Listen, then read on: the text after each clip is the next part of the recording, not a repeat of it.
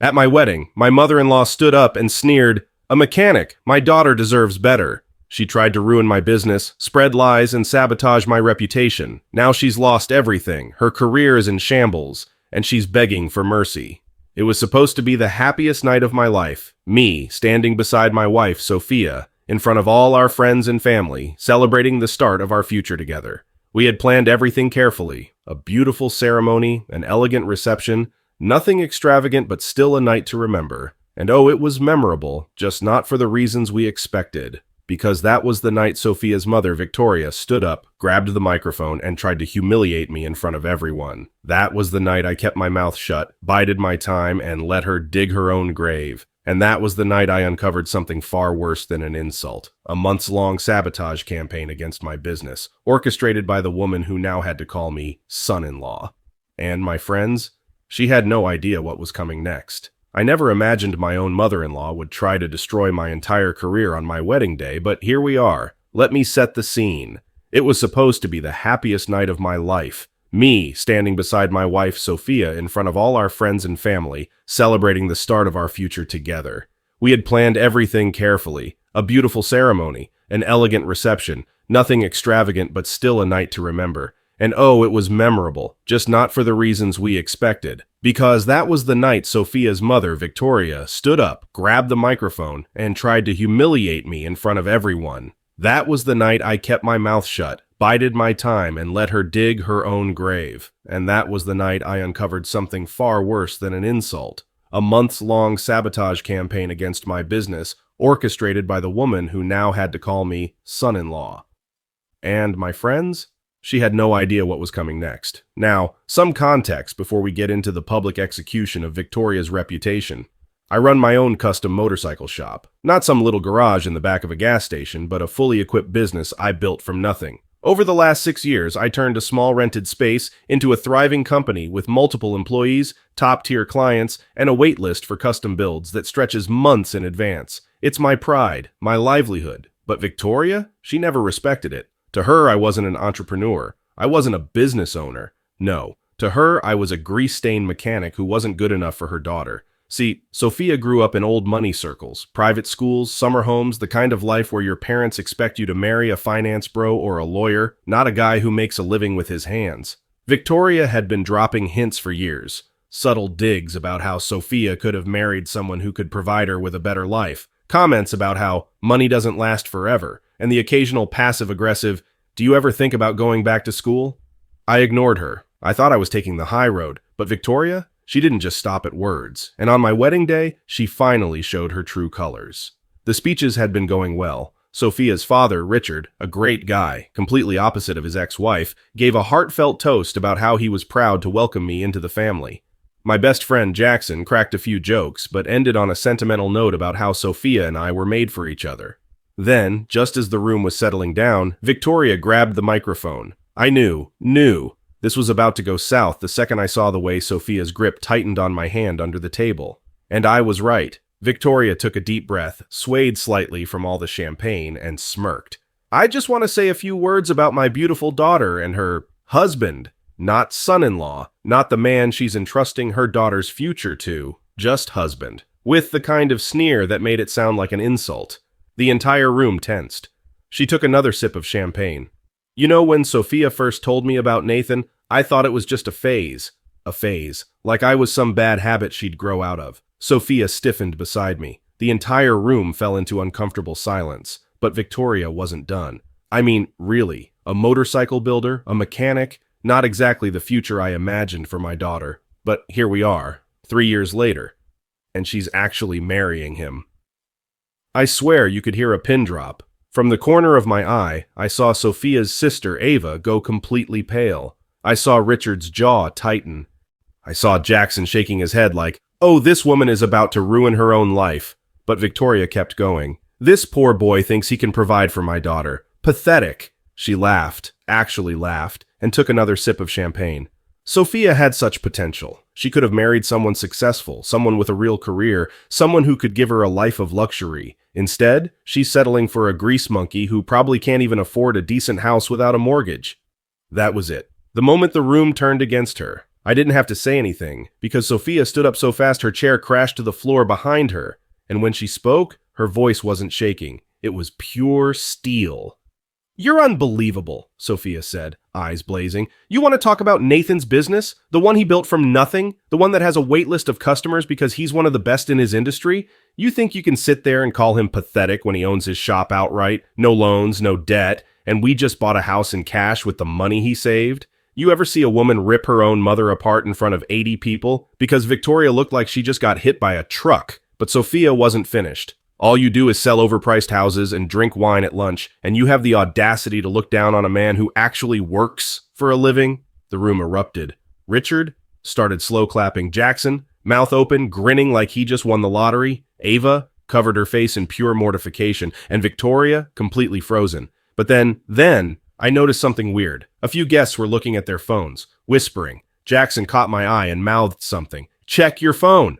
I reached into my pocket, pulled it out, and saw 13 missed calls, all from clients, all in the last hour.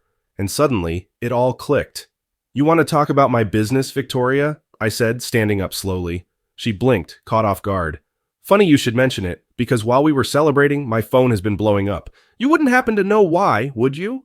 She opened her mouth. Then she saw Sophia checking her phone too, and Sophia's face went red with rage. "Mom," Sophia said, voice shaking now, not from nerves, but pure fury.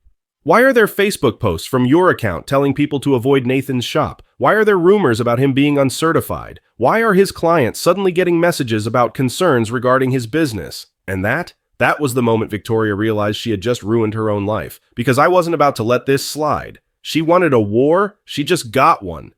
Victoria's face went pale as she realized everyone was staring at her. She had been caught red-handed. Sophia was still holding up her phone, her screen glowing with evidence. Facebook posts, messages, comments, all trashing my business. Victoria had been bad-mouthing me for weeks, planting seeds of doubt, whispering in the right ears. And now, she had nowhere to hide. The guests were whispering. Some had already started taking screenshots. Richard, Sophia's father, stood up and cleared his throat.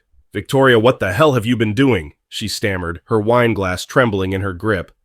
I was just trying to protect Sophia. He's not stable. His business isn't secure. I didn't want her tied to someone who what? Sophia cut in, stepping toward her mother. Who works for a living? Who actually earns his money instead of sucking up to rich clients at country clubs? Who built something from the ground up instead of riding someone else's coattails? Victoria flinched. Ava, Sophia's sister, stood up next. "Mom, please stop," Ava said, her voice shaky. "Everyone knows Nathan's shop is one of the best in the area. You're just mad because he wouldn't let you undervalue his house when you tried to be his realtor." More whispers, because that was new information. Victoria whirled toward Ava, face twisted with anger. "You little brat!" But she didn't get to finish, because that's when Jackson, my best man, stood up, holding his phone up for everyone to see. Nathan?" Jackson said, grinning like he just found gold. "You might want to check this out."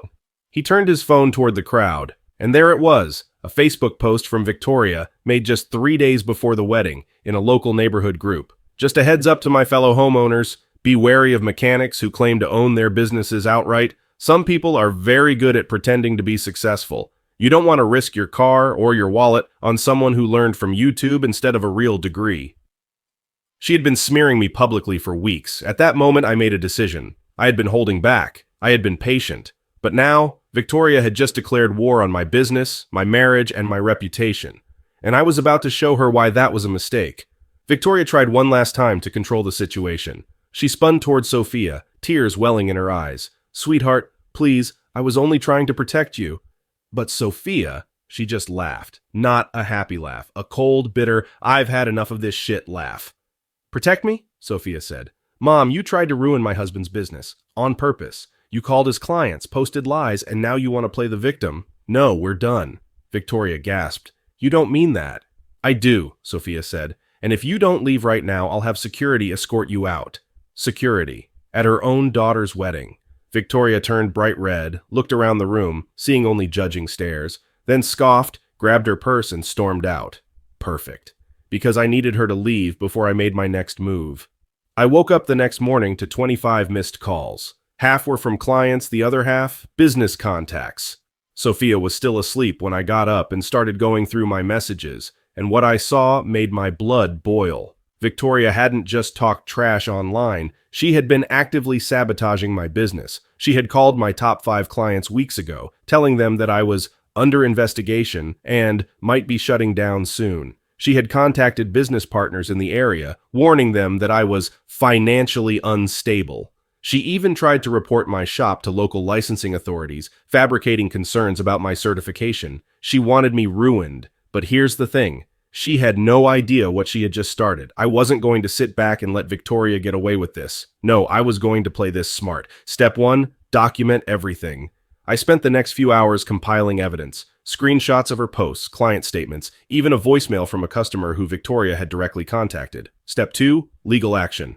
I made one phone call to a lawyer friend, Greg, who specializes in business defamation cases. Nathan, Greg said after I told him everything, this is a slam dunk lawsuit. You don't just have proof. She's been dumb enough to leave a digital trail. Exactly what I needed to hear. Step 3, hitting Victoria where it really hurts. Her reputation. Because Victoria wasn't just a nosy, controlling mother-in-law. She was a high-profile real estate agent, the kind who thrives on word-of-mouth trust. If people found out she had been spreading false financial rumors about a local business, that would be devastating. And that's when I made my move. Victoria had no idea what was coming. By the time Sunday rolled around, I had spent the entire weekend gathering evidence. I had screenshots, I had client statements, I had voicemails proving she had personally tried to destroy my business.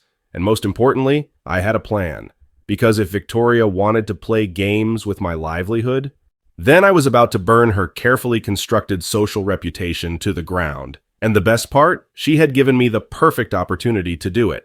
Every Sunday, Victoria hosted family dinner at her house. It was supposed to be a classy affair. Long dining tables, fancy dishes, the kind of thing she used to show off her perfect life. Usually I avoided them like the plague. But this time, I told Sophia we were going, and we were going to make sure Victoria never recovered from this. When we walked in, the tension was immediate. Ava wouldn't meet Victoria's eyes. Richard, Sophia's dad, had a tight, knowing smirk. Victoria, still red-faced from her wedding humiliation, tried to act like nothing had happened. I sat down across from her, placed my phone face down on the table, and waited. Sure enough, it didn't take long for her to start. "Nathan," she said, swirling her wine, "I think we need to have a conversation about maturity and financial responsibility." Oh, she was really about to double down. I let her talk, let her dig her grave deeper. Sophia deserves stability. A husband who can provide for her long term, not someone who barely scrapes by with, what was it again? A motorcycle shop? I saw Sophia's hands clench under the table. "Of course," Victoria continued, her voice dripping with fake concern. "I know you probably feel attacked, but I only said what I said at the wedding because I care."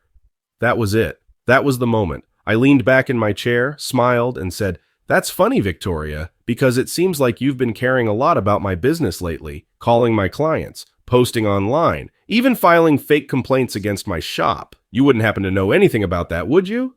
Silence. Dead. Silence. Ava, bless her soul, actually let out a small gasp. Victoria blinked, then laughed. "Nathan, don't be ridiculous. I don't have time for silly rumors." I picked up my phone, pressed play on a voicemail recording, and suddenly, everyone at that table heard her own voice say this. "I'm just warning you, as a friend. Nathan's shop isn't what it seems. You might want to reconsider signing that contract. There are financial concerns, and I'd hate for you to be caught up in anything shady." The voicemail ended. And Victoria? She looked like she had just seen a ghost. "Mom," Sophia's voice was calm, cold, dangerous. "You lied. You tried to ruin Nathan's business, and you did it behind my back," Victoria stammered, looking around the table for support. She got none. Richard, who had been quietly watching, finally spoke up. "You always do this, Victoria," he said, shaking his head. "You manipulate, you lie, and when it blows up, you act like the victim." "I did it for Sophia!" Victoria hissed, gripping her wine glass like it was a lifeline. "No!" Sophia snapped. "You did it because you're a control freak who can't stand the fact that I married a man you can't manipulate." Ava jumped in next. "You tried to tank his business, Mom. You literally called his clients. Do you have any idea how insane that is?" Victoria was shaking now. She tried to recover. I was just trying to warn people. I heard rumors." But I cut her off. "Oh, you mean the rumors you started?" I said, tilting my head. "Because funny thing, every single person who heard something traced it back to you." Victoria's face went completely white. Richard sighed and rubbed his temples. "Victoria," he he said, voice exhausted. Do you realize what you've done? And then the final blow came, because Sophia stood up, pulled out her phone, and hit call. On speaker, a voice picked up. Hello? Hey, Greg, Sophia said sweetly. Just checking in. Can you tell everyone here what you told me this morning? And Greg, our lawyer friend, delivered the kill shot. Yeah, so I looked into everything. What Victoria did, that's defamation. Straight up business interference, and legally speaking, Nathan has a solid case to sue her for damages. Silence. Complete. Utter silence. Victoria's hands trembled. You wouldn't, she whispered. I just smiled. Oh, I would. And I will. Because you don't get to ruin people's lives and walk away like nothing happened. Then I stood up, placed a folder on the table, and slid it toward her. This is a cease and desist. If you so much as whisper about my business again, the next document you'll receive will be a lawsuit. Victoria snatched the folder, opened it, realized it was very, very real, and then she screamed. Like full on, threw her wine glass against the wall, shattered it into pieces, stormed out of the room, screamed. But nobody followed her, because she had just lost everyone.